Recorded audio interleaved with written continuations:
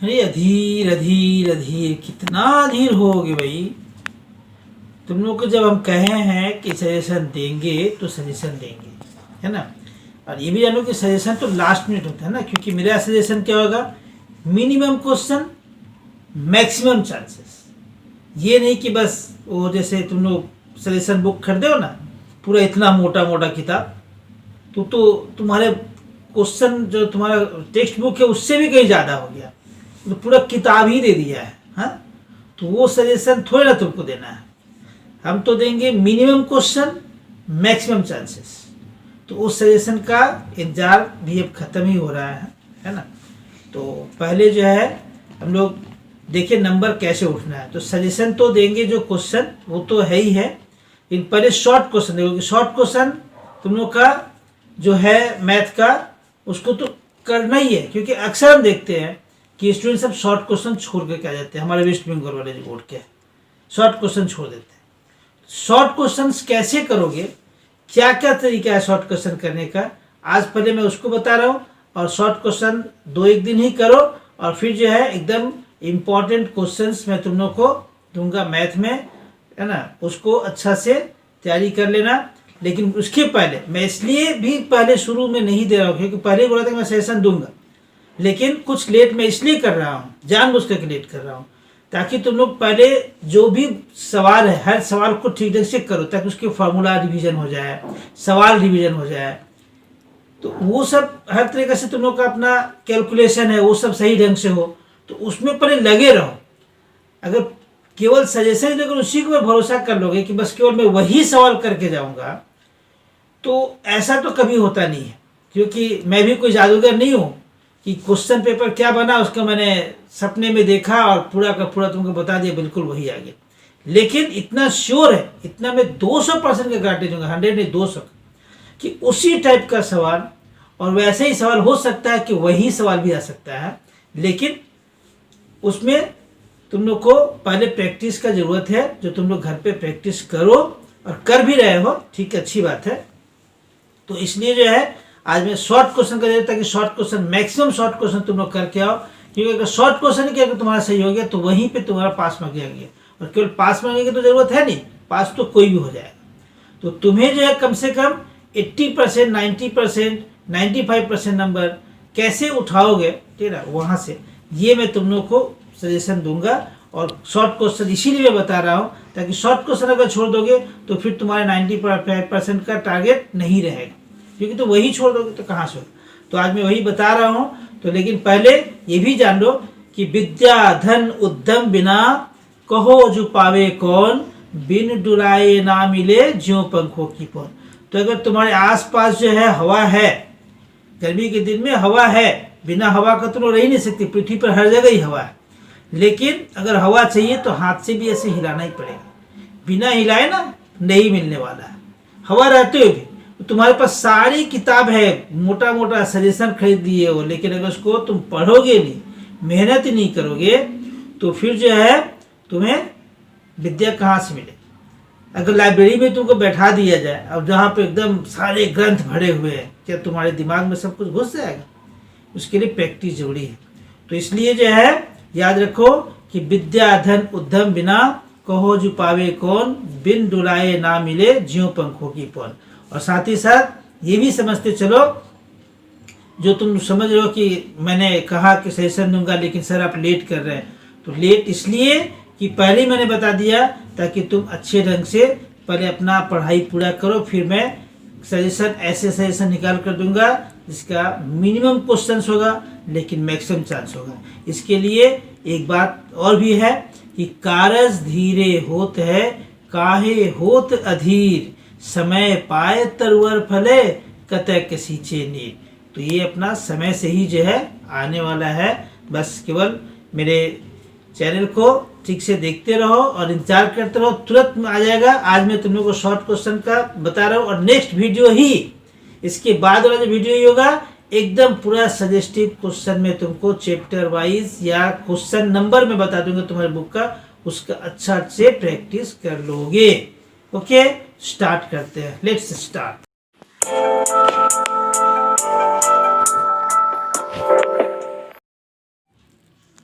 How to score full marks in short questions in mathematics. गणित में short question में जो है फुल मार्क्स कैसे उठाया जाए, इसका मैं तुम लोग को यहाँ पे तरीका बता रहा हूँ कि ताकि एग्जाम में कोई भी शॉर्ट क्वेश्चन छूटे नहीं तुम्हारा। तो सबसे पहले हम लोग अर्थमेटिक ले रहे हैं, गणित ले रहे हैं। इसमें तुम लोग को ज़्यादा है नहीं, एक सिंपल इंटरेस्ट है, कंपाउंड इंटरेस्ट है और जो है समरूप वृद्धि है, ठीक है ना। तो सिंपल इंटरेस्ट यानी कि साधारण ब्याज, इसका फॉर्मूला तो तुम लोग को मालूम ही है। क्या आप जानते हैं, एक फॉर्मूला याद रखोगे तो वही से क्रॉस मल्टीप्लिकेशन कर लेना, 3 4 तो 10 तो फॉर्मूला याद करने की ज़रूरत नहीं है। तो फॉर्मूला क्या है, फर्स्ट हम लोग S I mean simple interest इसका तो क्या होता है P into T into R by 100, यानी कि मूलधन समय ब्याज दर बटा में 100, ठीक है। तो इसी को अगर जो भी निकालना होगा, मान लो अगर सिंपल इंटरेस्ट दिया है पी निकालना है तो इसको कर लोगे, अपना क्रॉस में कर लोगे, निकल जाएगा, ठीक है ना। और कैलकुलेशन का एक तरीका हम तुम लोग बता रहे हैं, जैसे अगर टाइम फ्रैक्शन में आ रहा है तो फ्रैक्शन में जैसे आ गया, चलो टाइम तुम्हारा आ गया है या रेट मान लो फ्रैक्शन में आ गया, तो क्या करोगे, जैसे एग्जांपल हम ले रहे हैं फ्रैक्शन अगर है, मान लो कि समय आ गया है 4/5, ठीक है ना, रेट आ गया है तुम्हारा कितना 3/2 ऐसे कुछ आ गया। तो इसको कैसे कैलकुलेट करोगे, तो पी जैसे है अपना जो मूलधन उसको लिखे, ठीक है ना, टाइम कैसे लिखे 4/5 लिख दिए, ठीक। यहाँ पर रेट मान लो 3/2 आ गया।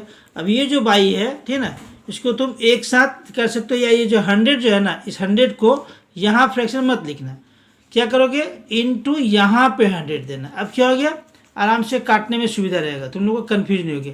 और अधिकांशतः बच्चों क्या होता है कि फ्रैक्शन के नीचे फिर से फ्रैक्शन देते हैं तो उनको असुविधा हो जाती है।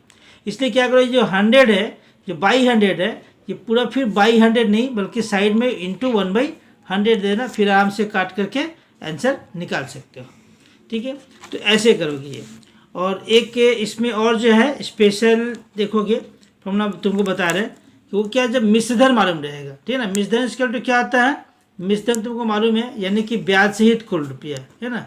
मिश्रधन का मतलब क्या होता है, ब्याज सहित कुल रुपया यानी कि ब्याज प्लस मूलधन, ठीक है। तो कभी कभी तुमको ये दोनों में से कोई एक मालूम रहता है तो हम लोग मूलधन मालूम है तो ब्याज निकल जाएगा, ब्याज में तो मूलधन, लेकिन दोनों में से कुछ भी पता नहीं है तब थोड़ा सा मुश्किल हो जाता है।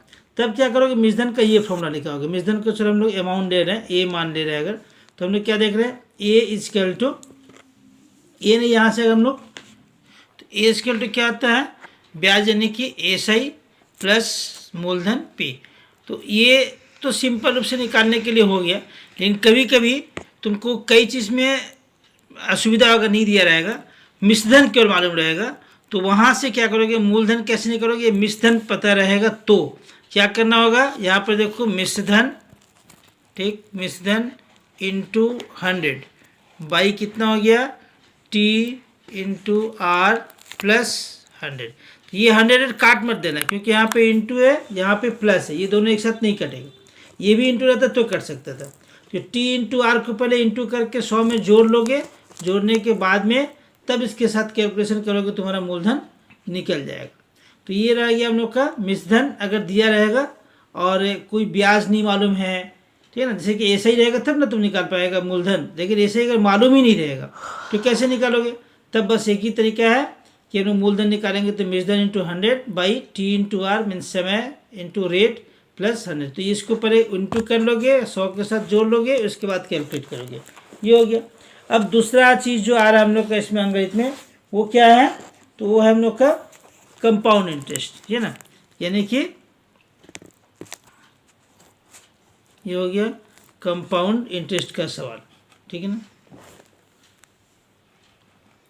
ये चक्रवृद्धि ब्याज, ठीक है ना, चक्र वृद्धि ब्याज। अब इसमें कभी कभी तुम लोग वर्ड पे ध्यान नहीं देते हो तो कन्फ्यूजन हो जाता है। चक्रवृद्धि ब्याज और एक आता है समूल चक्रवृद्धि, समूल चक्रवृद्धि।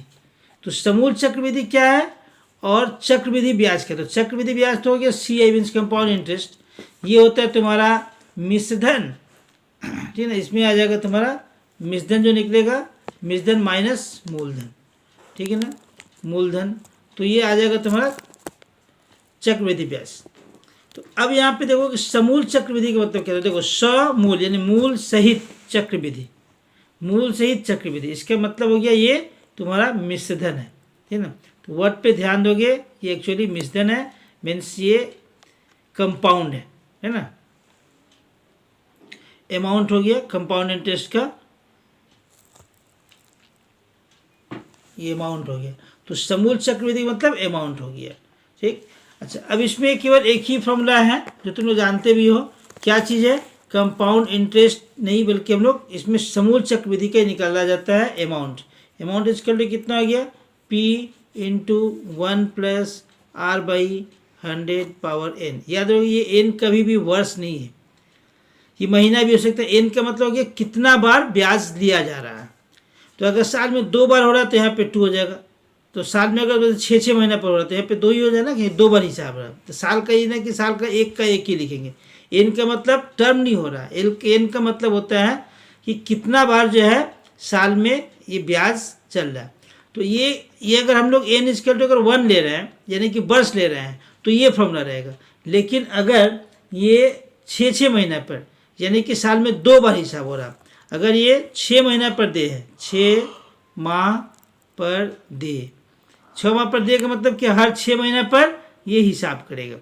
तो उस समय क्या हो जाएगा, ये अमाउंट इक्वल टू कितना हो जाएगा, P प्लस यहाँ पर जो होगा R बाई ये 6 महीना में कि साल में 2 बार हो रहा है, तो यहाँ पर 100 की जगह यहाँ पर 200 हो जाएगा, और जो तुम्हारा टाइम रहेगा ये 1 प्लस आएगा, तो यहाँ पर क्या हो जाएगा 2n हो जाएगा, यानी कि 2 इंटू समय वर्ष, 2 इंटू वर्ष,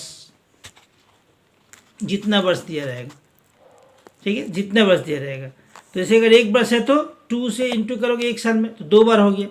अगर मान लो 1.5 साल दिया हुआ है, महीना में अगर दिया हुआ है तो याद रखो, अगर माह में दिया हुआ है तो माह को वर्ष कैसे करेंगे हम लोग, माह को वर्ष करते हैं कि माह बटा में अगर हम लोग 12 कर देंगे तो ये वर्ष में चेंज जाएगा। तो जैसे मान लो कि दिया कि यहाँ पर तुमको दे दिया 18 महीना, चलो 18 माह दिया, तो 18 माह मैंने कितना यहाँ पे पावर कितना आ जाएगा। अगर 6 महीना पे दे है, हर 6 महीना पे दे है तो 18 माह का मतलब कितना होगा, तो पैसे कर दोगे 18 बाई यहाँ पर 12 हो गया, और इंटू यहाँ पे कितना हम लोग का 2 आ गया। तो ये 2 से इसको काट दे, 2 से 12, 6 3 18, 3 बार, ठीक है ना। तो देख लो 6 महीने पर 6 प्लस 6 12 प्लस 6 18, तो 3 बार आ गया। लेकिन ये फॉर्मूला तो ऐसे ही बैठा हो गया। तो यहाँ n इक्वल टू ये जो n निकालोगे ना, n इक्वल टू ये लिखेगा। n का मान कैसे निकालोगे, 18 बाई 12 इंटू, साल में 2 बार हो रहा है तो ये 2 से, इसलिए हमने 2 लिखे हैं, 2 इंटू वर्ष, ये वर्ष हो गया। अब निकाल लोगे आराम से, तो यहाँ पर आ गया हम लोग का 3 आ गया, ठीक है ना। तो यहाँ पर हम लोग का क्यूब आ जाएगा, ठीक। इसी प्रकार से आगे अगर वो 4 महीना 3 महीना पर दे है, अगर 3 महीना पर दे है मैंने क्वार्टरली हो रहा है, 3 माह पर दिए, हर 3 महीना पर अगर ब्याज हो रहा है तो 3 महीना करके साल में कितना बार हो गया, 4 बार हो गया। तो तुम खुद से बताओ तो फॉर्मूला क्या होना चाहिए, अमाउंट इक्वल टू क्या होगा, P into 1 plus R by, जब 2 बार था तो 200 था, 4 बार हो गया तो 400 हो गया। और यहाँ पे हम लोग 2 बार था तो 2n लिखे थे, यहाँ कितना लिखेंगे हम लोग 4n लिखेंगे, यानी कि 4 इंटू n, यहाँ अगर n इक्वल टू वर्ष है तो साल में, अब यहाँ महीना रहेगा तो ठीक उसी तरीके से बाई 12 दे करके 4 से इंटू करेंगे, ठीक है ना। अगर यहाँ पर माह दिया हुआ है तो दे दिया कि 6 महीना पे कितना हो गया, 8 महीना पे कितना हो गया, तो माह जब रहेगा तो माह को क्या करोगे, ऐसे माह का जो भी मान दिया रहेगा पाई 12 इंटू 4 कर दोगे, तो ये हम लोग का n का मान निकल जाएगा, ठीक है ना। मैंने कि 4n का मान निकल गया, एक्चुअली ये कितना मान का निकला, 4n का मान निकला, ठीक है ना। तो ये निकल जाएगा, बैठा दोगे, इसके बाद में ये आ जाएगा। तो अंग्रेजी में, और ये इसके साथ ही जो है समरूप वृद्धि है, ठीक है ना। तो समरूप वृद्धि में क्या है कि जनसंख्या का हो गया या कुछ, तो उसमें देखना पड़ता है कि बढ़ रहा है या घट रहा है। अगर बढ़ रहा है, अमाउंट इसमें कौन सा होता है, जो अंतिम हो गया, अमाउंट का मतलब जो अंतिम बार जो निकालना है। अगर हम लोग यहाँ पे ले रहे हैं समरूप वृद्धि, समरूप वृद्धि, ठीक है ना। तो समरूप वृद्धि में ए माने हो गया अंतिम, जहाँ से शुरू होगा, जहाँ से कैलकुलेशन शुरू होगा वो हो गया P। अब ये 1 अगर बढ़ रहा है तो प्लस देंगे, घट रहा है तो माइनस देंगे। तो प्लस होगा कब, जब बढ़ रहा है तो रेट होगा, 100 होगा, पावर n होगा। इसमें हम लोग मैंने 2 बार 3 बार ये छमाही तिमाही नहीं आता है, ठीक है, इसमें वैसे ही रहता है। तो ये हो गया वृद्धि होने पर, वृद्धि होने पर। और अगर हम लोग घट रहा है, रेट जो है कम हो रहा है, तो वहाँ पर माइनस कर देंगे हम लोग r/100 पावर n। ये हो गया ह्रास होने पर, ठीक है, क्या होगा, ह्रास, याद रखोगे ह्रास। ह्रास का मतलब क्या होता है, घटने पर, ये घट रहा है, ठीक है ना, घटने पर। तो अब ये तो था ब्याज से संबंधित समरूप वृद्धि, कंपाउंडेड शेयर्स। अब बताओ कि अर्थमेटिक में और क्या है तुम लोग का। तो अगला है साझेदारी बेशक, है ना, साझेदारी बेशक, पार्टनरशिप, साझेदारी व्यवसाय मीन्स पार्टनरशिप, पार्टनरशिप बिजनेस, ठीक। अब पार्टनरशिप बिजनेस में क्या ध्यान रखना होगा, ये जो है एक पहला चीज़ जो तुमको याद रखना होगा वो याद रखोगे कि मूलधन का अनुपात, मूलधन का अनुपात इक्वल टू होता है लाभ का अनुपात। लाभ या हानि जो भी हुआ रहेगा, लाभ का अनुपात। तो कभी कभी क्या जाता है कि लाभ का अनुपात दिया हुआ, बोला मूलधन कितना है, तो ये मूलधन का अनुपात और लाभ का अनुपात। अच्छा, अब इसमें बच्चे कहाँ पे थोड़ा सा गड़बड़ हो जाते हैं। जैसे मान लीजिए कि अगर मूलधन का अनुपात ऐसे दिया 1/6:1/5:1/4, ये दिया मूलधन का अनुपात है, और इसमें तुमको बांटना है, लाभ हुआ कितना 37,000 रुपया, यानी कि 37,000 रुपये लाभ हुआ। तो इसको कैसे बांटोगे। अब इसमें जो है लीनियर है नहीं, लीनियर नहीं तो तुम लोग गड़बड़ हो जाते हो। तो इसको लीनियर बना लोगे, कैसे करोगे, ये इस तरह से फ्रैक्शन रहेगा, भिन्न रहेगा।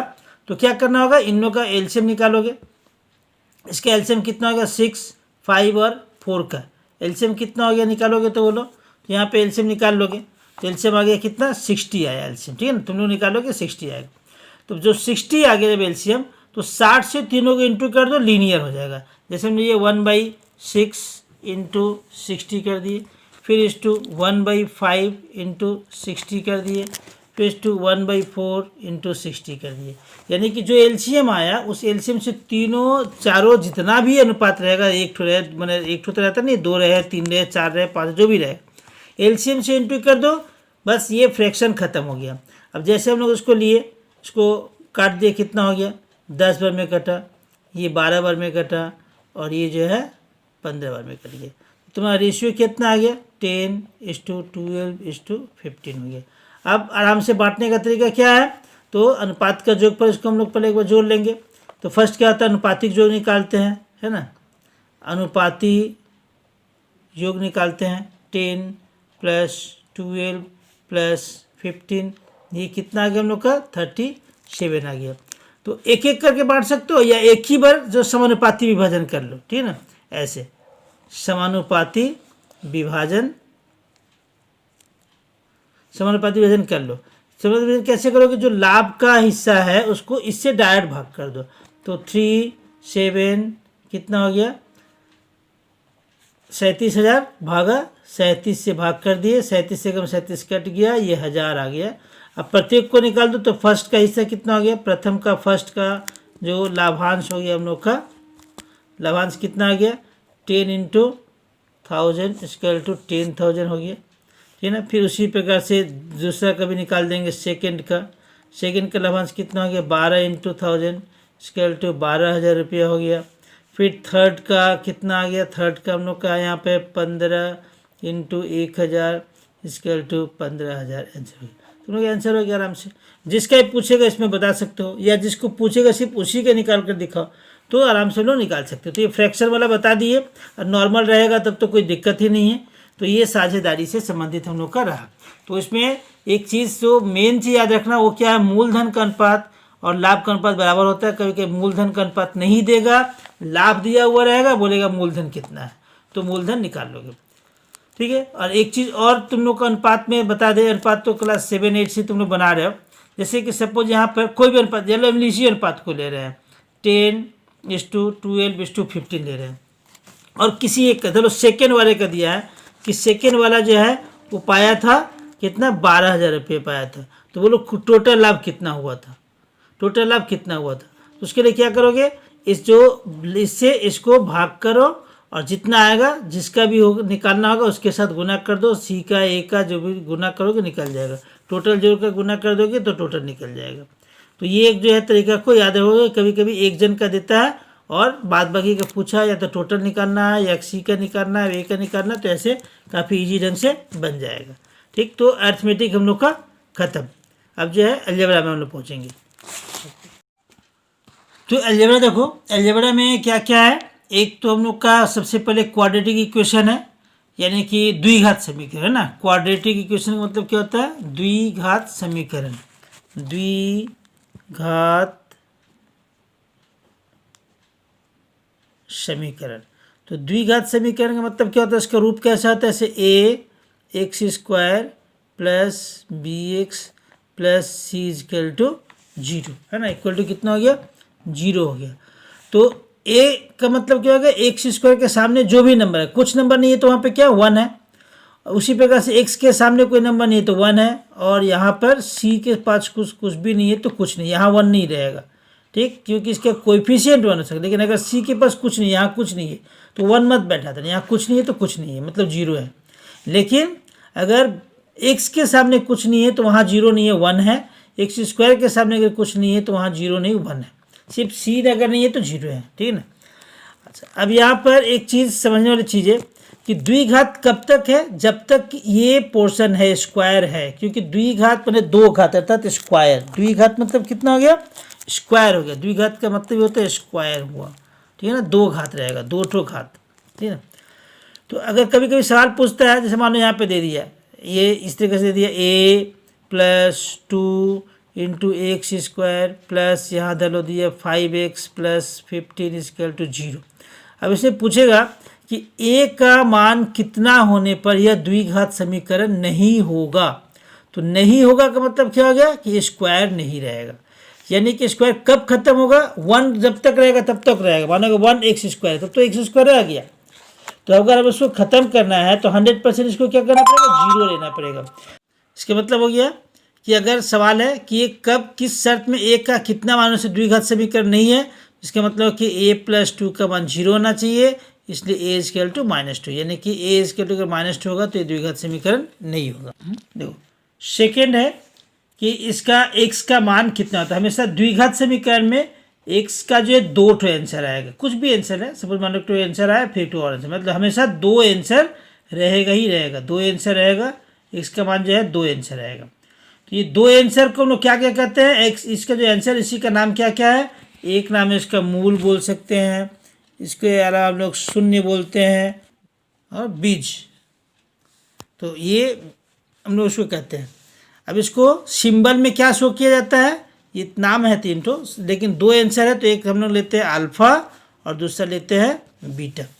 तो इन लोगों में हम लोग को देखना होगा कि इस अल्फ़ा बीटा का रिलेशन क्या है। अगर हमारे सामने ये है ax² + bx + c = 0 द्विघात समीकरण है, तो इसमें एक आंसर अल्फ़ा हुआ, दूसरा आंसर बीटा हुआ। इनमें खास रिलेशन क्या होता है, वो होता है अल्फ़ा + बीटा = -b/a, और अल्फ़ा इंटू बीटा यानी कि गुणनफल, ये हो गया योगफल, मूलों का योगफल -b/a। ये b मतलब यहाँ जो भी साइन, जो भी नंबर रहेगा, 1 रहे, 5 रहे, 6 रहे, वो लोगे सामने माइनस। अगर पहले से माइनस है तो माइनस से प्लस में चेंज हो जाएगा। अल्फ़ा बीटा = कितना हो गया, c/a हो गया। तो इसके द्वारा बहुत सारा हम लोग का फॉर्मूला बन जाएगा, बहुत सारा सवाल आता ही है, एकदम 100% से सवाल रहेगा। तो एक ये रह गया।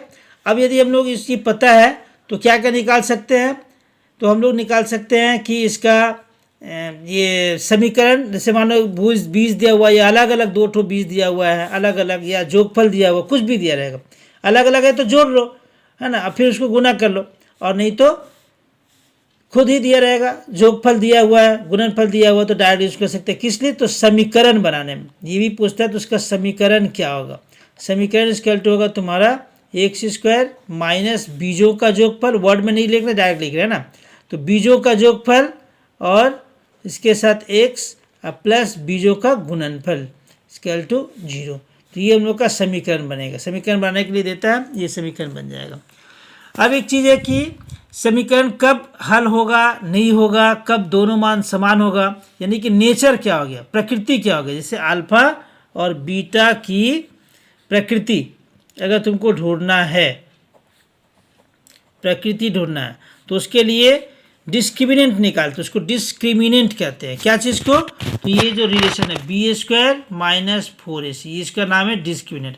अगर ये इक्वल टू 0 हो गया, मतलब इसको जब कैलकुलेट करिए यहाँ से जो जो वैल्यू है मान रखते गए, अगर आंसर 0 आ गया तो इसका मतलब हो गया कि दोनों मूल समान है। अगर ऐसा है तो क्या होगा,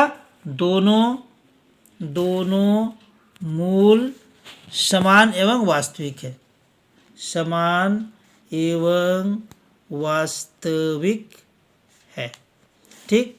दूसरा नंबर चीज़ देखो क्या है, अगर हम लोग यहाँ ले रहे हैं b² minus 4ac is greater than 0। Greater than 0 का मतलब क्या हो गया, पॉजिटिव में नंबर आएगा, ठीक है ना, यानी प्लस में आएगा नंबर, पॉजिटिव में। तो इसका मतलब क्या हो गया कि दोनों मूल अलग अलग है ना, यानी कि समान नहीं है। तो यहाँ पे इसका मतलब क्या हो गया, मूल असमान, यानी कि भिन्न भिन्न अलग अलग रहेगा, और समान लेकिन वास्तविक होगा। ठीक, वास्तविक है। लेकिन अगर थर्ड हम ले रहे हैं b² minus 4ac is less than 0, यानी कि आंसर निगेटिव में आ गया, माइनस में अगर आ गया, आंसर अगर माइनस में आ रहा है तो समझोगे कि ये जो है इसका वास्तविक मूल नहीं है, ये जो है वास्तविक मूल नहीं है, ये वास्तविक मूल नहीं है। और अगर कभी कभी प्रश्न पूछता है कि केवल पूरेगा, ये नहीं बोलेगा कि समान है या असमान, ऐसे कुछ नहीं बोलेगा, कहेगा कि वास्तविक होंगे। अगर मूल वास्तविक होगा तो उसके लिए हम लोग क्या करेंगे, ये b² minus 4ac is greater and equal than 0, यानी कि बराबर हो रहा तो भी वास्तविक हो रहा है, ग्रेटर हो रहा तो भी वास्तविक, तो ग्रेटर एंड इक्वल देन 0 दोगे तो क्या हो गया, वास्तविक भी हो सकता, मैंने ये वास्तविक के लिए कि वास्तविक ही होगा, समान भी हो सकता है या असमान भी हो सकता है। तो ये फॉर्मूला पर बहुत सारा सवाल रहता है, और टेस्ट पेपर उठाकर देखोगे, सवाल वहाँ से बनाओ, है ना, तो कौन कौन सा सवाल बन पा रहा नहीं बनना देखोगे। और थर्ड हम लोग ले रहे हैं क्या चीज़, फॉर्मूला, वो सीधा चार्ज का फॉर्मूला है, x का बीज का मान, जो हम लोग x का मान जो निकालेंगे, यानी प्रत्येक बीज क्या आ जाएगा, minus b² plus minus 4ac by 2a, यानी कि इसको तोड़ लो, अलग अलग भी कर सकते हो, ऐसे भी लिख सकते हो, माइनस b² अब प्लस सिर्फ दे दिए हम लोग 4ac बाई 2a, और सेकेंड हो गया minus b² minus 4ac by 2a। तो ये वाला जो है हम लोग इसको निकाल सकते हैं अलग अलग, तो डायरेक्ट हम लोग मान निकाल सकते हैं, और इसमें शॉर्ट क्वेश्चन भी देगा, और कभी कभी जो है वो तुमको ये हेल्प कर जाएगा लॉन्ग क्वेश्चन करने में भी। तो अलजेब्रा यहाँ तक रह गया। तीसरा हम लोग अलजेब्रा में क्या चीज़ है, अनुपात समानुपात है। ठीक, अनुपात और समानुपात, यानी कि समानुपात, रेशियो एंड प्रोपोर्शनल। तो रेशियो एंड प्रोपोर्शनल जो है, इसमें तुम लोग को एक आएगा मिश्र अनुपात, ये वर्ड से तुम लोग कभी कभी माने ये मिश्र अनुपात या यौगिक अनुपात है ना, मिश्र अनुपात या इसी का नाम है यौगिक अनुपात, यौगिक अनुपात। तो यौगिक अनुपात क्या होता है, तो याद रखो कि यहाँ पर जैसे मान लो अगर अनुपात a:b है, एक तो c:d है, एक तो e:f है, मतलब तीन अलग अलग, जैसे 2:3, 4:5, कुछ भी ऐसा कुछ रहेगा। तो क्या करना होगा, मिश्र अनुपात का मतलब होता है फर्स्ट फर्स्ट फर्स्ट, यानी कि a इंटू सी इंटू क्या हो गया e इस टू, और यहाँ पर b इंटू डी इंटू ई, सेकेंड सेकेंड सेकेंड सेकेंड, तो ये b into D into F.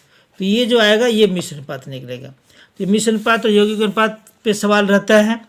और एक चीज़ और जो काफ़ी इंपॉर्टेंट चीज़ तो हम लोग बता रहे हैं कि अलग अलग रहता है, जैसे कि a:b के मान सपोज यहाँ पे 3:4 दे दिया गया, और फिर b:c दे दिया, मान लो यहाँ पे 5:6 दे दिया। तो यहाँ से तो पूछा कि a:b:c कितना होगा, तो कैसे निकालोगे, तो इसके लिए देखो क्या करोगे, यहाँ पर a:b:c डायरेक्ट लिख दोगे, और a:b कितना दिया हुआ है यहाँ पर 3 5:4, उसके फिर B/C यानी कि नीचे B/C यहाँ, तो यहाँ इसी के ऊपर तो लिखेंगे नहीं, उसके नीचे लिख देंगे लोग। कितना हो गया? 5:6 हो गया। अब यहाँ से कैसे निकालना, देखो यहाँ से इसको गुना करोगे और इसके साथ फिर इसको गुना करोगे, फिर ये वाला यहाँ करोगे, यानी कि ऐसे ऐसे ऐसे। तो देखो कितना हो गया? 5×3 जा कितना हो गया? 15:5/4 जा कितना हो गया? 20 हो गया, 1:24। तो ये तीनों निकल गए, A/B/C निकल गए। ऐसा सवाल भी बहुत ज़्यादा पूछता है, ये अलजेब्रा रह गया। तो ये वीडियो ज़्यादा लंबा हो जाएगा, इसलिए सेकेंड पार्ट में तुम लोग देखोगे। तुम लोग को ज्योमेट्री जो काफ़ी इंपॉर्टेंट है, ज्योमेट्री जो है वो 2-2 नंबर का आता है, एक शॉर्ट क्वेश्चन और 2-3 तो रहता है। तो उससे तुम लोग को बताएंगे एकदम क्लू कि कैसे ज्योमेट्री पूरा अच्छा तरह से हल कर लोगे। तो ज्योमेट्री का और मेंसुरेशन का ये तुम लोग को हम नेक्स्ट वीडियो में से पार्ट 2 में दे रहे हैं। ये तो जल्दी से जल्दी इसको भी शेष करो और फिर जो पार्ट 2 के लिए इंतजार करो, तुरंत मिल जाएगा वो। वीडियो को लाइक शेयर करना नहीं भूलोगे और मेरे चैनल को सब्सक्राइब अभी तक अगर नहीं किए हो तो ज़रूर कर लो, क्योंकि हमेशा ये लाभदायक तुम्हारे लिए है और एकदम इम्पोर्टेंट चीज़ मिलता रहेगा। और सजेशन तो देंगे ही, मिनिमम क्वेश्चन मैक्सिमम चांसेस। ठीक, बेल आइकन जरूर दबाना। Okay, thank you.